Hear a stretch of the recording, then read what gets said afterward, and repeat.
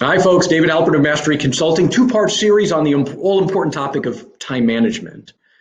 And this is courtesy of a woman named Laura Vanderkam, Vanderkam.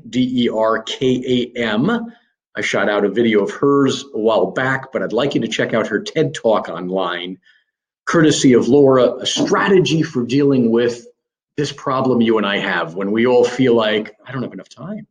I just don't have enough time. I am overwhelmed.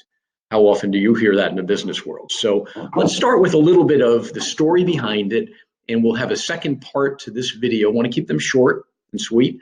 We'll have a second part to this video on actual implementable strategies. I like this stuff so much. My wife and I have begun to use Laura Vanderkam strategies over the last 2 to 3 months. So let's talk a little bit. Vanderkam is a mother of 4 who's had a very good and robust coaching and public speaking business. And when she got married, started having her children, all of her friends kept coming to her and saying, what's going to give? Are you going to have to sacrifice the business? Or because it looks like you're so family oriented? And she struggled with this and finally came to the conclusion that I don't really care what anybody says. I want it all. I want my kids. I want my intimate relationship with my husband, and I want the business as well. How do we pull this one off?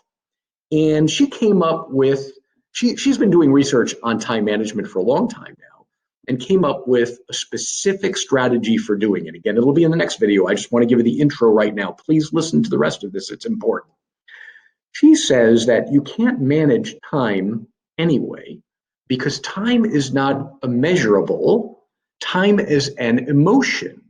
Our emotions create time based on memories. Let me try to explain this one for you. The greater the memories, the greater the perception of time. Crazy example. Many years ago, true story, I'm with my wife, Martha, and we're in Sorrento, Italy. And we have a day on the island, the beautiful island of Capri. We take a ferry boat to Capri, to the beautiful Marina Grande, which is this cute Mediterranean, fishing port. From there, take a rowboat to the famous Blue Grotto, which is a cave. We have to lie down flat on the rowboat to get into the cave, by the way, where the Roman Emperor Marcus Aurelius swam 2,000 years ago to this blue lit cave. It's very beautiful.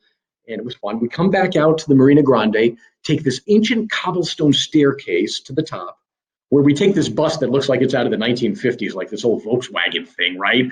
1 kilometer maybe to the town of Anacapri, where we had great pastries and coffees for breakfast or whatever it was.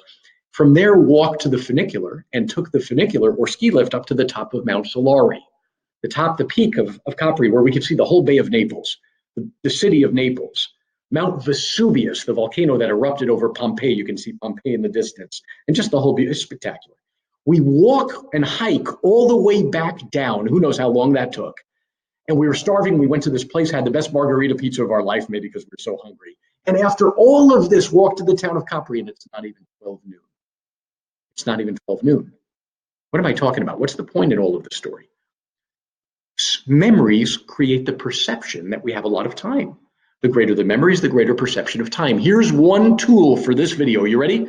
How do you make yourself feel like you have more time? Ask yourself this question first thing every morning. Are you ready? What will make today different? What am I going to do to make today different? And if you can answer that question, you're literally intending some kind of memories that will make your perception of the day exist. If I think back, and if you can't come up with an answer to that question, you're going to lose this day in the middle of time because you're caught up in a lot of little unimportant tasks, if you will, right? If I think back, and you're the same way, if you think back to the years that matter the most to you, the years that feel full, it's always the ones you have the most memories. So now how do we apply this to business? We have to be intentional. The problem you and I have in business is we're not intentional. We're not planning anything. Laura Vanderkam says, what we do is, because we haven't planned anything, we reach for the nearest thing we can get to in 30 seconds to make us feel good. Effortless fun, she calls it. Effortless fun is like social media, Facebook or Instagram or food or TV or whatever, something you can get to very quickly and makes you feel good. And in the business world, this is a problem because we do a lot of that even during our business day.